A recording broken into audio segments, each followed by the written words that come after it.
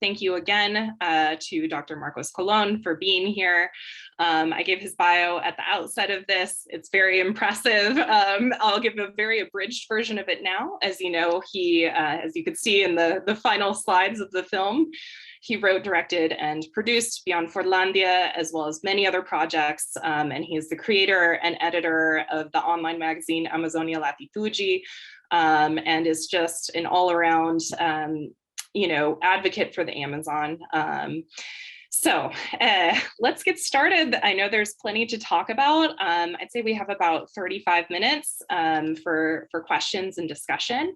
I wanted to really just kick us off, Marcos, with talking a little bit about how this film came to be, your experience of going into the Amazon. I know at the outset you said, you went in with the idea of learning how to unlearn. And I think you can really see that through your documentary, right?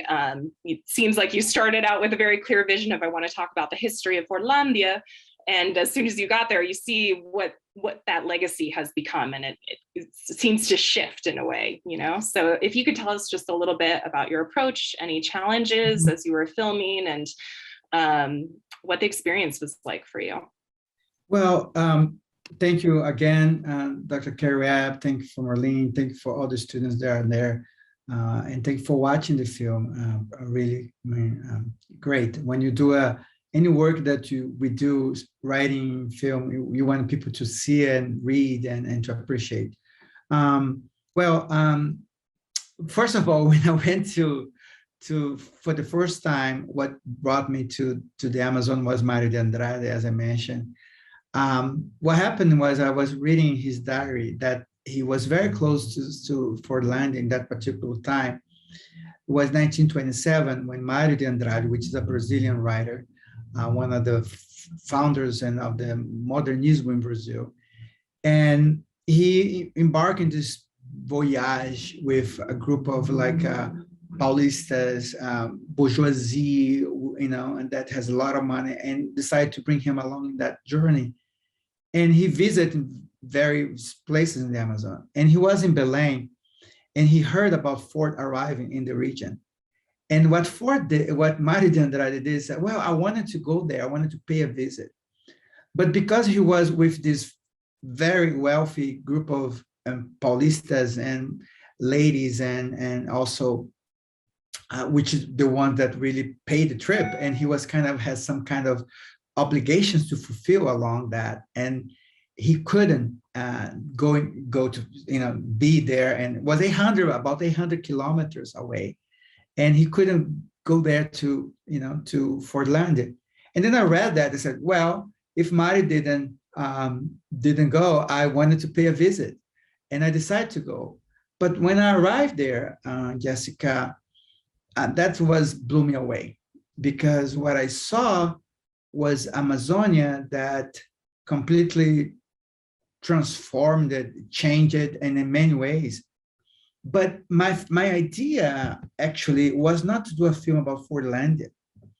My original idea was to do a film about, the idea was to do three particular, American entrepreneurs in the Amazon, which was Ford was one, Daniel Ludwig was another one, who 40 years later tried to repeat the same failures, adventures that Ford did, and a third one.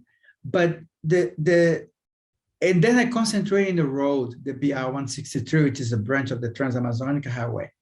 But everything changed when I saw this contrast in Fordlandia and also Belterra, the occupation of the soybean. So in that particular time, I didn't have much clue what I was touching. I knew that I was touching something interesting, but then I didn't have the full scope what I was looking at it. And then I did what I did was I started to dive into and a lot of research. I went to the National Archives. I spent almost 15 days eating, just basically have 20 minutes for break for eating. And I have 4 computers recording the footage archive that I possible can.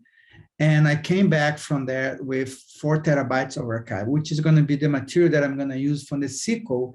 We're going to have a sequence of Fordlandia only with my archive footage. But that's pretty much the idea that I have was nothing compared to what became Fordlandia. And that was a big change in the process of the narrative, because I was focused on the road, the destruction. But then I realized that we have the city that Ford built, realized the contrast and also the investment that Ford did in soy and the region. And that all together came to life Fordlandia.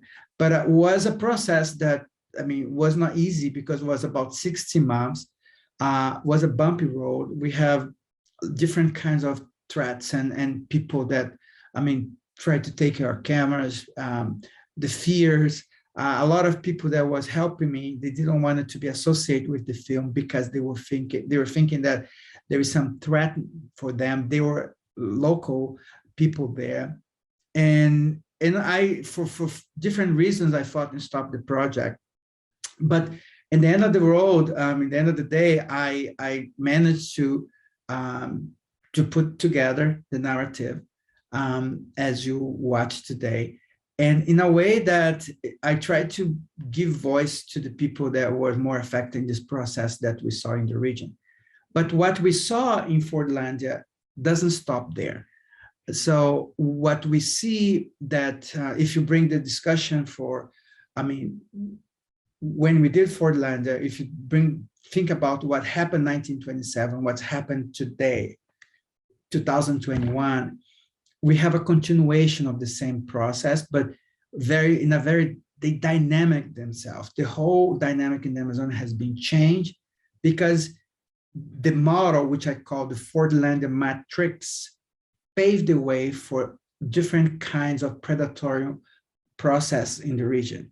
So what I detected over there back then, and was the fabric of the film, actually it's a method, it's a process that we saw happening now over and over and again in the region. So I was, to some extent, lucky to be able to capture that moment. But the challenges for the region, for the Amazon today, it's more, I would say, it's increasing, and it's more, Amazon is much more in peril than when Ford was there, because the level of destruction in the region, it's exponential, more damage, because this whole dynamic, we have Ford as an entrepreneur, now you have several, I mean, front of attacking, and because they dynamic themselves, and they change the local, let's say, actions for a more global scale somehow. So what we saw over there did not only affect nowadays the local, but the riparians, the family farmers, but they also have a global impact. So the matrix Fordlandia, as I call,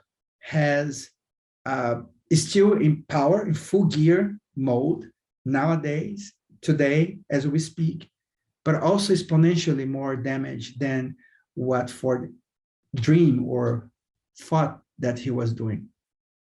I think just to give a little appetite, but there's so much stuff. But I know. There's so much there. It's hard to answer a question about the entire scope. I mean, I think one of the greatest things about your documentary is the amount of nuance that you approach the region with. You know, the types of people that you're talking to, and also the critiques they make of capitalism, and also, you know, recognizing some of the potential benefits. You know, it really demonstrates just how complicated the region is, and also the kind of, you know, extractivism that's been taking place since even before Ford was in the region, right? Yes. I could ask you a million questions, but we have time to chat on our own. So I think I'm going to turn to some of the questions that have been coming up in the chat. And also I just want to encourage the audience too. You're able to unmute your videos if you'd like, and ask some questions, but I'll get started with a question from Jessica Bueno, one of our excellent MA students here in the Department of Spanish and Portuguese. So her question is, what were the most important and impactful elements of Brazilian politics towards the Amazon that you discovered in the filming process? So how did the political scenario in Brazil affect the topic of Beyond Fordlandia? Well, that's a very interesting question, but I have been giving a lot of talks about Fordlandia. Never nobody asked me that. So I can tell you that I have been presenting the film a lot. What's the name? Her name is the student, I forgot. Jessica. Jessica. How could you forget? Yes, Jessica. Okay. Yeah. Jessica, thanks for your question. I appreciate it. Well, when I was doing the film, Jessica, I tried to make a distance myself of any political, any political agenda as possible. It's very hard because, as you know, you can figure out which side I am, political wise, and then defend the forest and then stuff. But I remember the first time I presented the film in Santarém, there is one person who asked me why the film did not have a political kind of like agenda or political explicit, like more. And I think by not have, I think I do have it, but it's not that I was not realized the political. So the political is there, Jessica. For instance, as you probably remember, when you mentioned the Candi law, the Candi law, it's a law that I address in the film, which was established in 1986, if I'm not wrong, 1986 or 96. It's a law that in the Amazon, there is any company that goes there to extract minerals, to destroy, they don't pay 1 cent of tax. So when you think about that, Jessica, you think, how in the world, Jessica, you invite me for your house, for instance, and then I go to your refrigerator and take every food that I can. And then what happened? What happened is that, it's impossible for me to do that, Can you imagine somebody go to the Amazon as Cargill or any other company, extract minerals and take everything and don't pay 1 cent of tax? Doesn't exist. So you can see that what I'm trying to say with this example, Jessica, is that was a political decision who created this law in the Congress, in Brazilian House of Representatives. They passed the law, which is still valid today as we speak, that they cannot charge those companies to pay tax by extracting the goodies of the Amazon. So what I'm saying is that there is a political, all decisions that happen in the Amazonia are political decisions. There is no way you can escape of that. So when you watch the film, you see the agribusiness invade the Amazon. We see the destruction. It's a political decisions because all these people, all the actions toward the region has political, initiatives. And that, unfortunately, these decisions affect the whole thing, the people that are involved in the region. And I would say that, Jessica, not to make anyone sad, when you do a film like this, we think as a filmmakers, as a creators, we think we want to change the world. We want to change, the dynamic or even the political, as Rob Nixon mentioned in his book, and I didn't mention, but I mentioned the article when I wrote about the film. How can you, when he defines slow violence, Rob Nixon, he said, how can you transform images of destruction and political to create policy that can change this whole dynamics that are in place right now? I would say, Jessica, that it's a challenge because as a creators, you think we create this, we want to change something. We do this because we believe, we fight. But in the end of the day, Jessica, they can make a decision with a pen like this and they sign and they just change everything. And culture itself, it's important to write a novel, to create stories, to narrate things. And we are doing that to change things because we believe we can change things. But unfortunately, all the decisions are on the political scenery, on the political arena. And we know that. So your question about political scenario, I saw. And if I just came back from the Amazon when I was finishing my next film, and I saw that firsthand. I saw, Jessica, that by driving throughout the Amazon, this outdoors telling, thank you, Bolsonaro, all the agribusiness empowered.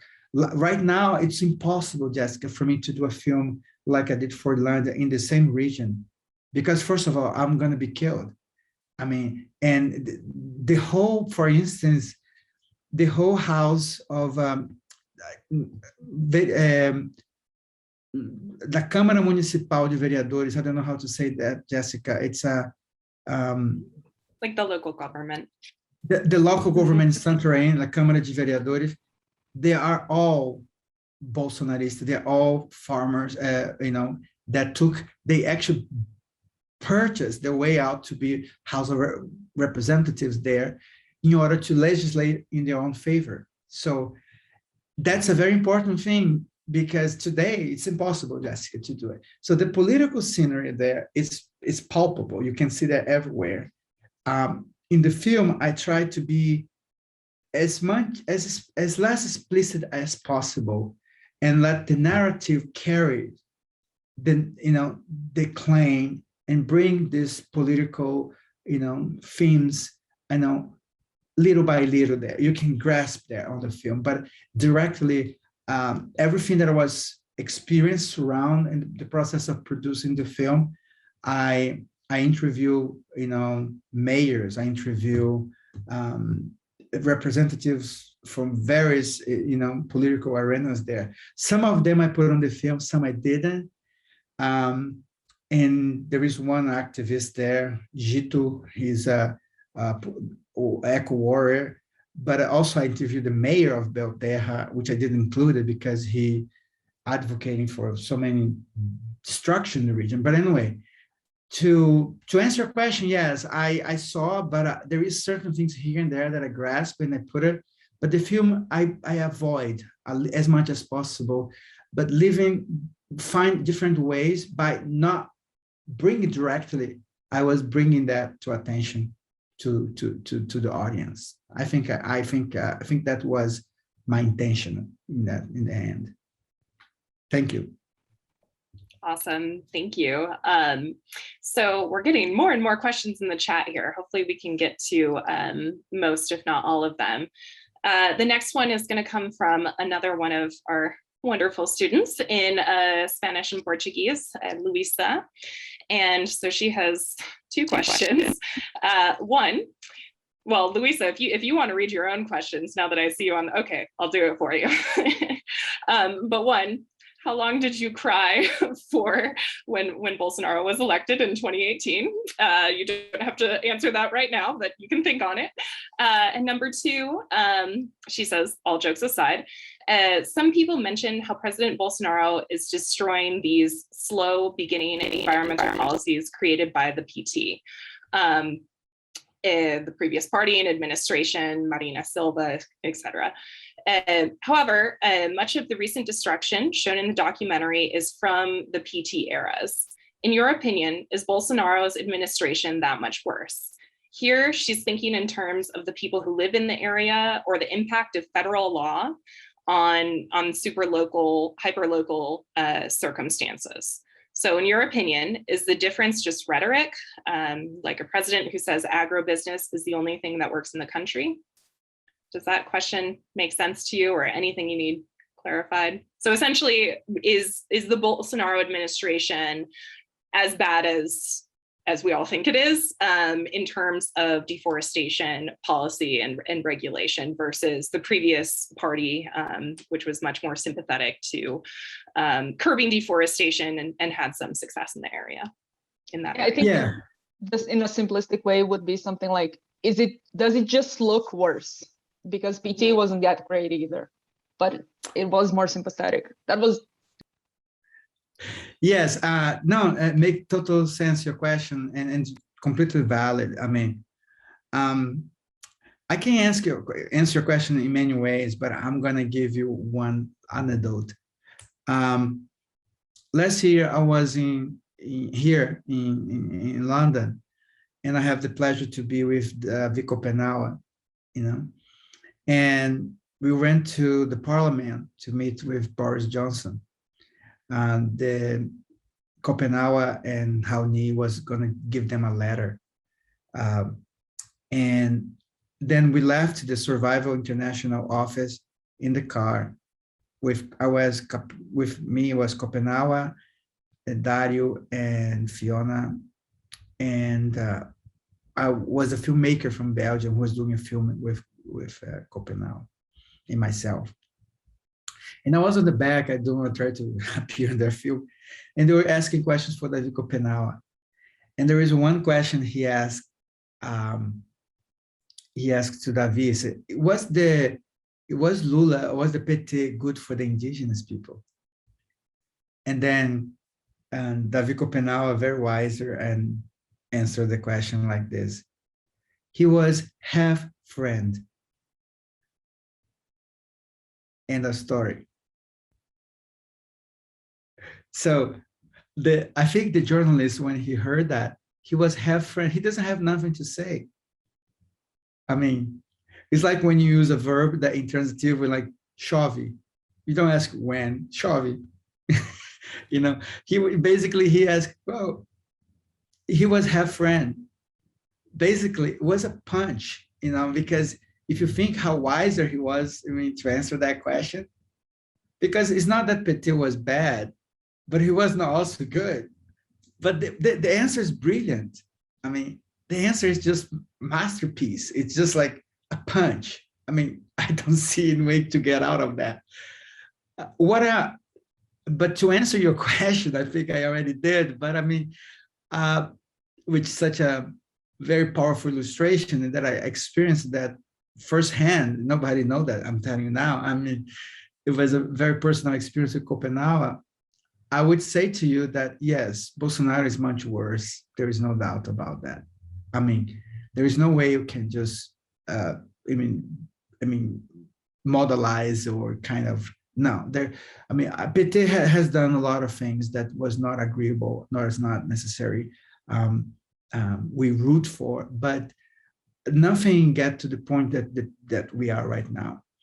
Related to this, specifically how much I cry, I highly recommend it for you to read the article that I wrote on October of 2018. Was right before the election. The title of the article that I wrote was published in France, in Spanish and English and Portuguese, called Environmental Fascism Haunting the Amazon. So in that article, I was just, because this article is going to be part of my book, and then I was just recently reading, I'm publishing a book about few articles that has been published since Bolsonaro got in power. And this article was the first one, was the initiator of this whole way of, and I divide writings in different, all my writing was, kind of essays for newspapers, op-ed, in 4 groups. But this particular article that I refer to, I can put a link if you don't find it there. Environmental Fascism Haunting the Amazon, that's the title. And that describes and predicts what I was expecting the Bolsonaro we were going to do it in power.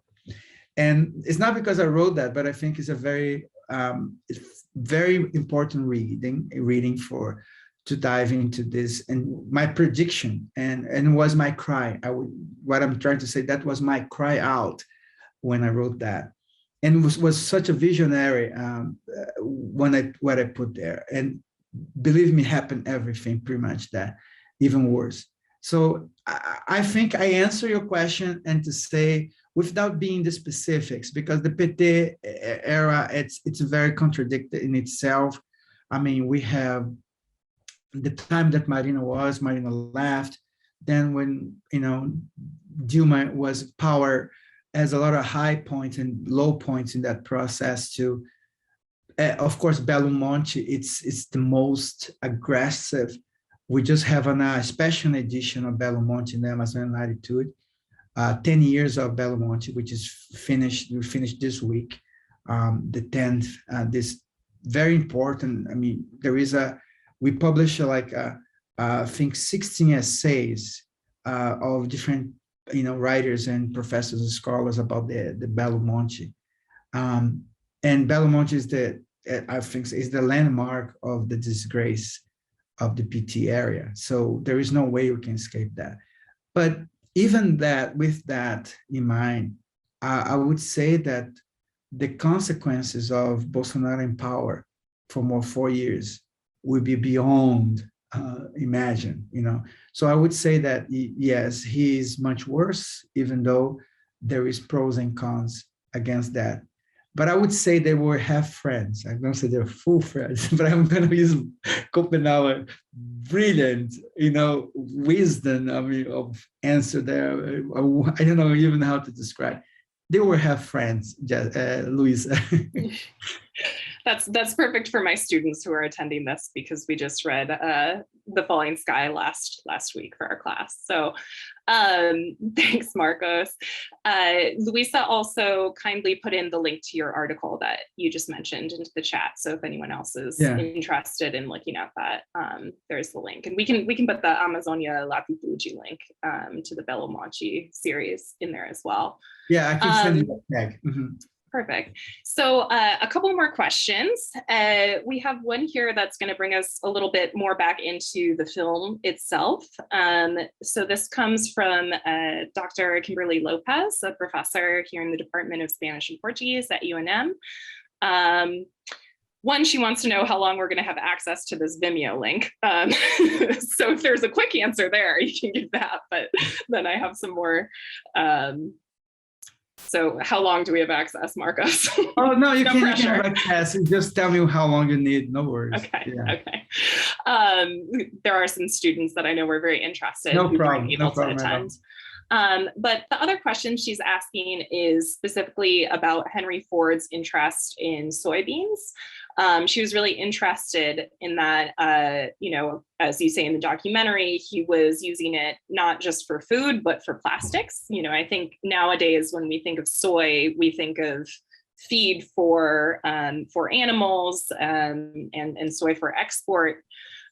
She was also just mentioning to her students about a scene from the film The Graduate, where one of Dustin Hoffman's father's friends tells him one word for his future as a recent graduate in the mid-1960s: plastics. And as we also saw from the scene in It's a Wonderful Life, in which there is a discussion of the idea of making plastics from soybeans in a pre-World War II phone conversation.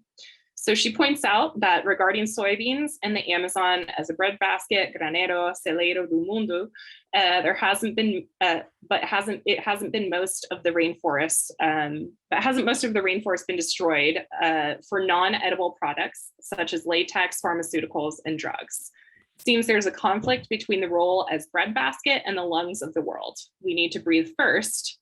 Clean air and clean water are our greatest needs for survival as a species. So one, thinking about Ford's use of soy, if that actually materialized, and two, that contradiction between really, conservation and development, I would say, to extrapolate a bit. And of course, Kim, you're free to jump in if I'm making it too broad. Mm-hmm. Conservation and this contradiction between conservation and development. Right. And the way she puts it is the Amazon is the proverbial lungs of the earth, something that's needed for all, air that we breathe and the water that we use. But at the same time, it's also represented as a breadbasket, right? As the place where we can extract from and take products from, or develop a potential monoculture soy plantation or an unsuccessful rubber colony. Yes, thank you, Dr. Lopez, for the question. Well, the Ford use of the soy that was a very, I would say, open revelation for myself also. That was I think the big hook on the film. I mean, especially because the investment of $1.5 million, I mean, that Ford did on the soy. Ford was, when he decided to do the soil mobile, which is this carbon base totally made by soybean, I mean, was a huge project. I mean, but also soy, every single cart from Ford nowadays, they have, if I'm not wrong, 60 pounds of fiber of soy. But I mean, there is a lot of things about soy that I don't want to get much into it. The reason is because there's a lot of specific, rumors about soy. Soy itself is not produced for humans to eat. I mean, there is a lot of research out there about there is a lot of, I would say, a lot of problems with the soy, but I don't want to get there because it's not my territory. But you can dig, you're going to see that the soy itself in the Amazon, it's a big problem, but it's not the major problem, I would say that way. It's one of the biggest new development or process in the region. But I remember when I sent my film for friend of mine, João Moreira Salles, which is the brother of Walter Salles, who decided director of Motorcycle Diary. And João watched the film because the film actually started when I took a class with him back in Princeton. And João wrote to me a big, long email, about the film, about the comment. And the one thing that he did, he mentioned, Marcos, do you know that the soybean has been destroying the Amazon, this and that, but I mean, they're only responsible for a fraction compared to the cattle industry, the gado, ganado. So, and he made this contrast to me and opened my eyes to see some things. But the soybean itself, when Ford was there, as far as my knowledge, he was not focused on the soybean for eating, but for manufacturing. For, as you know, all the parts of the cars, they were made by fiber of soy. So that was the primary goal of Henry Ford, and got to the point that he developed this prototype of this car. So that's related to the soy. I mean, the contradiction between conservation and development. I mean, this is $1 million question in the Amazon right now. Why, Dr. Lopez? Because I mean, the challenge about protect the region and this idea that development that we see in the region, but development for whom? Because actually, the Amazon is already developed. I mean, all the riches that they have, this is already the development they carry with them. And then we come to the Amazon to present something new. I mean, and that's what we call development. I think is the atraso, which you call in Portuguese. It's actually, we're walking like backwards. And this idea that you mentioned about the lung of the earth, I personally, I don't like this biological, it's called biologizante, biologist, I don't know how to say in English, but biologizante concepts that people attribute, like the lung of the earth, the heart. I mean, and there is a lot of, terminology but those terminologies somehow has problems with that, Dr. Lopez, because, I mean, they are limited. I mean, what I used to say, the Amazon is the heart of the world, but in a poetic sense, And what I mean by poetic sense is that I'm not thinking in a physical heart, but I'm thinking in a poetic way, because it's a way that allows us to get to really to know the region, throughout the connections, of the people who live there. So the heart in that sense, in the poetic way, is a way of connectivities, is a way of multiplicity, not necessarily of singularity. And that's break this pattern that we have always seen the Amazon as the lung of the world, or or as for instance the heart. And I actually wrote a piece of that when I tried to kind of unpack this idea that the Amazon as the heart, but in the poetic way. And in the poetic way, because the roots over there, the connectivities between, it's more more powerful. It's more has much more, I would say, has much more interpretations, or have more like ways that you can touch the region. And because by poetic here is when the heart is connected by this connectivity between environment, people, and they all, in the sense that the heart is the one that really, if you look to this image of the heart, but that pumped, something. But I was looking more in this creativity, in the process of modernity, that process.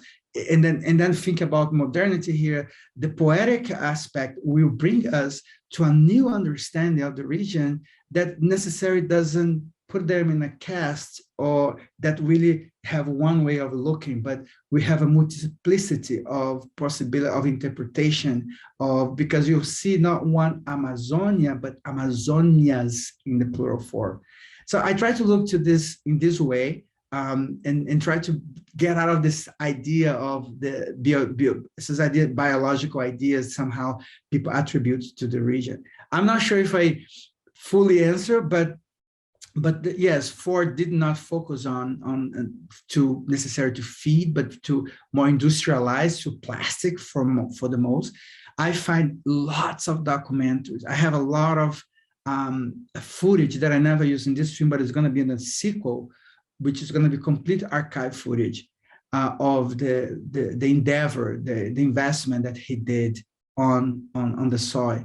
And last but not least, let's take in consideration that this particular model that Ford established, in Fordlandia, he spent more than 10 million over there. Ford actually make more money from the timber and from the minerals than he made from the rubber. So when you talk about this contradiction of conservation development, I mean, he made more money by the timber, the wood that than itself the rubber that he invests there. I mean, and the minerals, that the gold, the precious stone that was and there is document that shows how much mineral they took from there, because there is no, Brazilian did not control anything. And they have opened door, the Governo Dionísio Bentes of the Assembly, the Legislative Assembly, and in the state of Pará, granted for the land concession, which is a huge area. I think it's approximately 1 million hectares. So, it's about 10,000 kilometers in quadrados, and this guy, they are not necessarily fought in preserving anything. They were there with a mission. Just this morning, I was having a conversation with John Hamney, and we talk about, very interesting, about the Vilas Boas brothers. I know it's completely, but it's related to, because we're talking about this concept of when the Parque Nacional do Xingu, the National Park of Xingu, was created by Vilas Boas brothers in 1960 in Brazil, was the first national park, but it was not created in the way that we have Yosemite Park, all the national parks in the United States by Ted Roosevelt. It's completely different ballgame. And it was the first model. I was so amazed with that. It was the first model that was replicating all South America for indigenous, national park, where they are there to protect the forest. What I'm trying to say here to you is that, I mean, these national parks that indigenous, they are there to protect the forest. Actually, they are there for one reason, and that's the one they should be the guardians and to establish this conservative, the preservation there, and that which have one particular goal, which they don't want it to develop anything. They want to protect the forest for itself. Anyway, I think I finished there. Thank you. I don't know if I answer Dr. Lopez, but the question, but yeah, thank you. Yeah, feel free to jump in, Kim, if there's something else specific. Yes, just please tell me. I do know that a lot of people have to sign off with other classes and other things going on, but if you have a little bit more time, Marcos, no pressure. I know you're very busy. There are a couple of other questions in the chat that I think would be great to get to. And also as a special little preview, if you could, we could maybe have some time to talk about your next project. That is very exciting. And I'm sure that the attendees here would be very curious to think about. So I'm just gonna pull one last question from the chat because there's two that are relatively similar, and then I think we've gotten to almost all of them. And I'm very sorry if I did miss your question, but feel free to send it to me, and I can send it to Marcos and maybe he'll respond. Several people have read your book chapter on slow scene, where you kind of take the ideas of Rob Nixon of slow violence and apply it to scene slowly. So one question from Dr. Rich Villamuriel, who's also in the Department of Spanish and Portuguese here. He asks, could you talk about the notion of scene slow that you developed in your recently published chapter?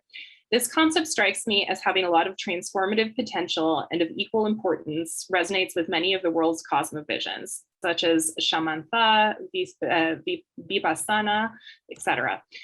Stopping and looking deeply, asking permission or prayer before harvesting or planting, considering the impact on future generations through mindful reflections, among others.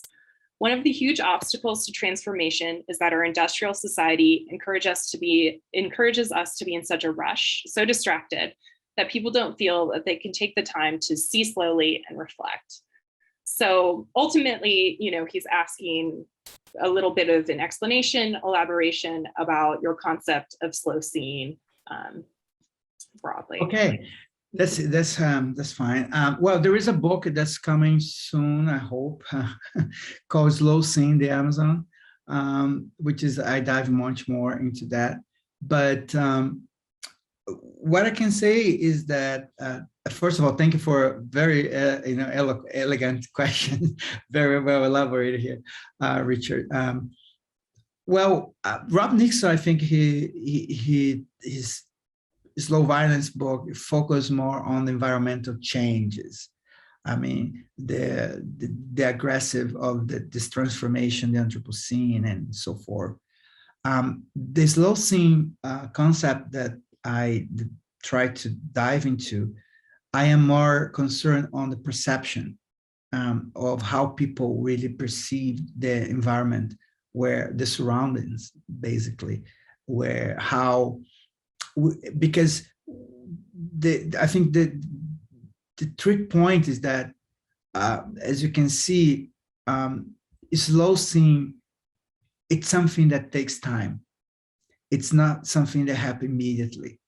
It sounds obvious, but it takes time for you to realize what's going on in your surroundings. Sometimes, just for instance, as a contrast, Richard, when you look for Henry Ford, what he did in the Amazon, of course, we look for the endeavor that built the city as the site of Fordlandia, then Belterra.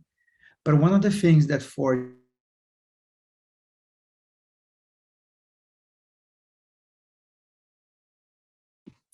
Oh no, looks like there might be a little bit of connectivity issue. I'll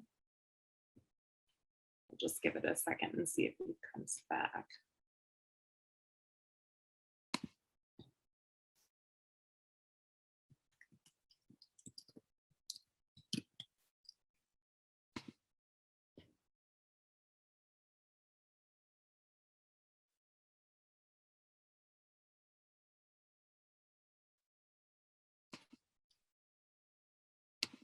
it wouldn't be a Zoom meeting without some kind of snafu. So the fact that it's coming this late in the game is great.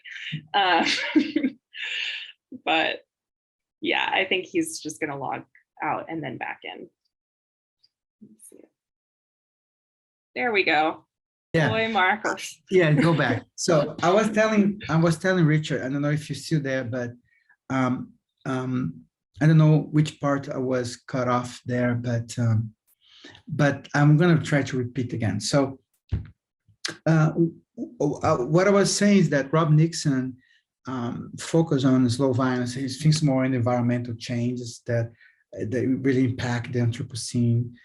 And the concept of slow scene is more focused on the way people the perception that people might have of the environment, of the surroundings, and the things that really impact it. I'm more for my interest is how people see, how they, the way of seeing, perception really have a dramatic or impact in their lives and their way of living.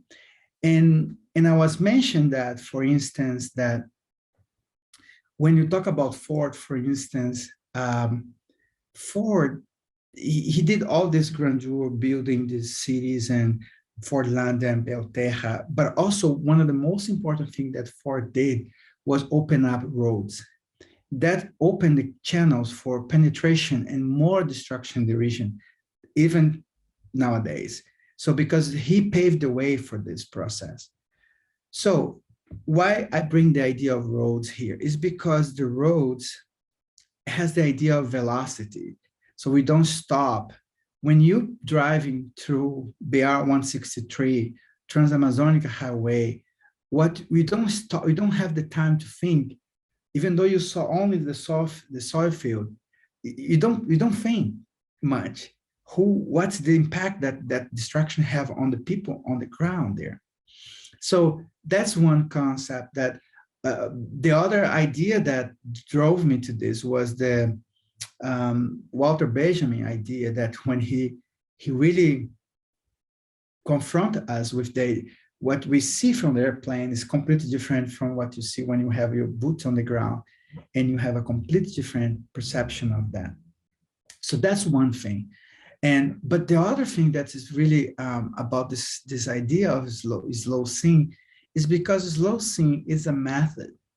It's a method that has a political, I would say that way of intervention, because how so? I mean, when I was filming Fordlandia, there is a scene of this gentleman that he was describing to me his backyard, the amount of fruits, plants, fishes.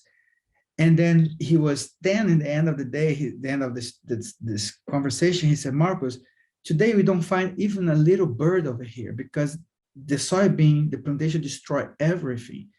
Basically there in this conversation, he was narrating to me, I mean, his process of his perception of seeing this low, destruction in the region and how he was affected by that. And then what I grasped from him, and not only him, but many others that I spoke to, and just recently, I was 3 months ago in the Amazon, finished this next film. I encountered the same dynamic in the Sudeste do Pará, which is, for me, is the epicenter of the whole disgrace in the Amazon. So this concept of slow seeing, it's for me, is still an ongoing process that I'm expanding this in this next book, which it's encapsulate this this perception of how those people most affected by this process perceive that, because sometimes they live there for hundreds, but decades, but they don't see it because they are so ingrained in that destruction thing, and they see that as normal. That's why I said in the beginning of the conversation that to see takes time. To see, it's a process that it's not happening instantaneously. So and that's pretty much obvious in the title of the concept. But But the chunk thing here is that it's the way you see it. Could be transformational. And as you mentioned, the shamans and the concept could be related to that.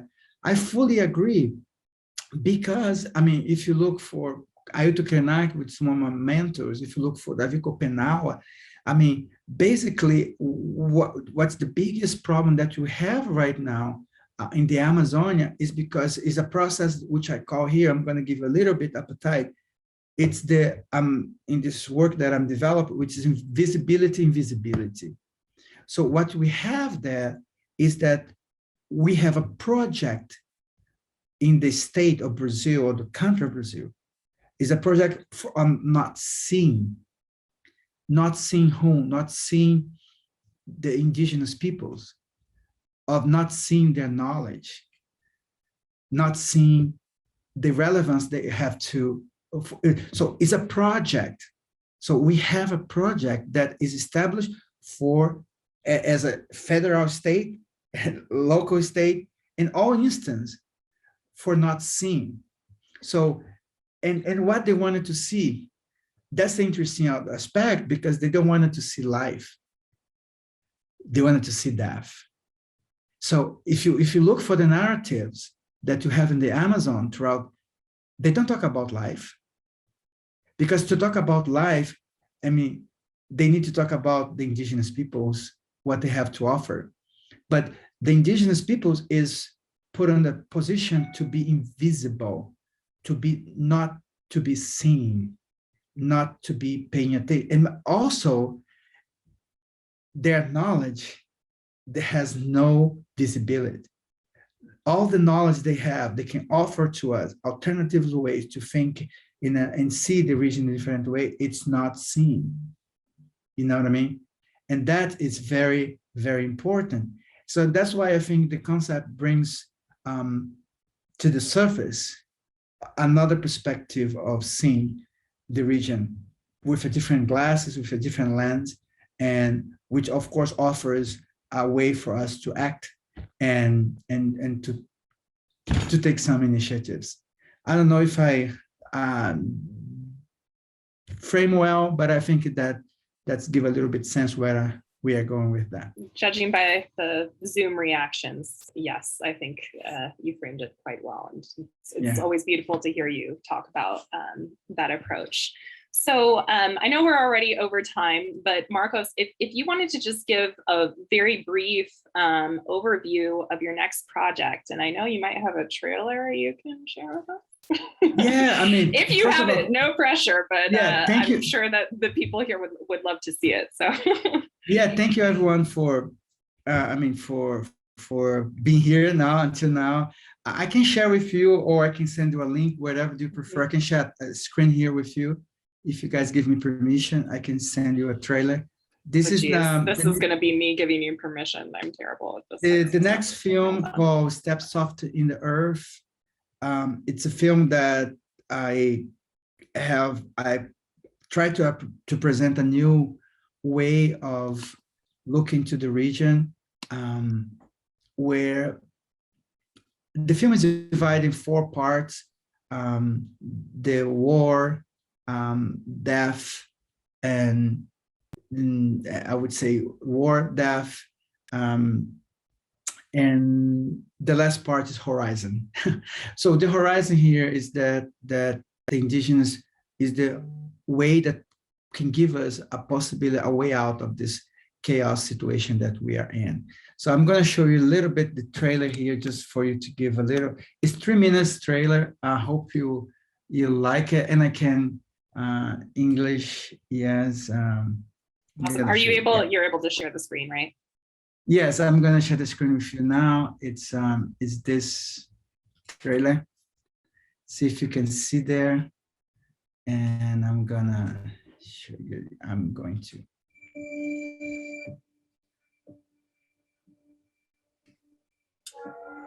We can't. At least I can't. Marcos, I can't see anything so far. I hear it, but it doesn't appear to. Okay. On the screen. I'm gonna send to you, Jessica, the link, and you can share with them. I think it would be better for you to do that in your end, because you can send you can play, I think, in your screen, maybe would be, and if not, you can send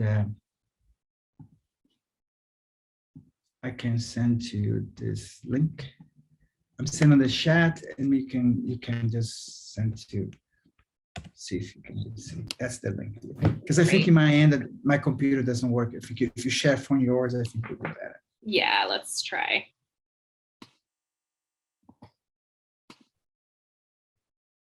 And thank you again for sharing this with us. All right.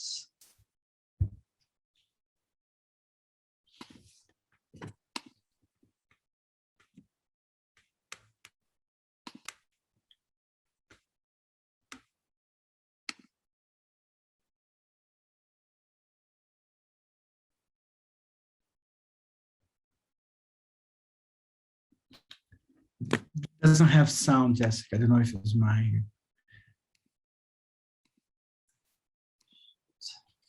Don't worry. I mean, Jessica, you can send the link for them to watch it. They can watch it. Sometimes happen these problems with internet. It's always bad. All right. Yeah, I'm sorry about that, everyone. But as I mentioned earlier, I think this is, for as far as technical difficulties, this has actually been relatively smooth. So, all right. Well, let's just wrap up then. Thank you again so much, Marcos, for taking the time out of your very busy, hectic schedule, especially while you're traveling and at the COP, to share your documentary and your thoughts about it with us. I know it was just a wonderful experience for so many of us here at the University of New Mexico to hear from you. And I can't wait to see your next project. And I also can't wait to hear about your experience at the COP.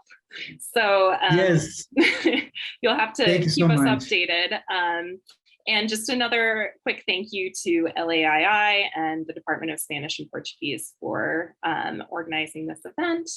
And any questions that anyone has, feel free to direct them towards me. And once again, obrigada, Marcos. Yeah. Thank you so much, Dr. Morel and other students, and Dr. Lopez, everyone. Thank you, Dr. Karab, everyone, for this kindness reception of my film. Thank you for watching. I think everyone who, as I said, wanted to have the people watching, reading, and your stuff, and I feel very glad that you take the time to watch the film. And the link I'm going to leave available, Jessica, over there. Take your time and let me know when you think, And thank you so much. And if you have any questions, don't hesitate to send me an email. There is more fun things coming up next year. That they have a sequel for Fordlandia, which is giving you a little appetite here. It's an insight for one of the Ford employees. Is a complete archive footage. Documentary. Is narrator for one very important actor in Hollywood. I'm not going to say his name. And in Brazil, you're going to have also very important Brazilian actor. Very, very nice one. And global. He's actually going to be in the next soap opera in Brazil. Pantanal. He's an environmentalist. Very, very wonderful guy. I can tell his name, but maybe not. But yeah, the film is going to be black and white, and it's going to be interesting. And the Fordland Step Soft is going to be also next semester. And there is more things, and you keep in touch. If you need anything, we are here to serve, let me know. And Jessica, anytime she knows you can just, Jessica calling me, it's just our order. I just obey. So thank you, Dr. Karab, for that. And thank you, everyone. Thank you, Dr. Colón. I'm sorry I haven't been addressing you very formally, no. But I think you certainly whetted everyone's appetite for your next project. So thank you again, and hopefully we can see you again soon. Yes, thank you. I sent some report on the Amazon latitude. There is my blog that's going to be posted daily, apart from Wednesday. From Thursday on, a daily post about COP26 is going to be ideas to postpone the end of the world from Glasgow. So check it out. So it's going to be fun. It's going to be my blog on the COP26. Be assigned reading for my students. Thank you, Doug. All right. Tchau, tchau. Abraço. Tchau. Um abraço. Bye, bye.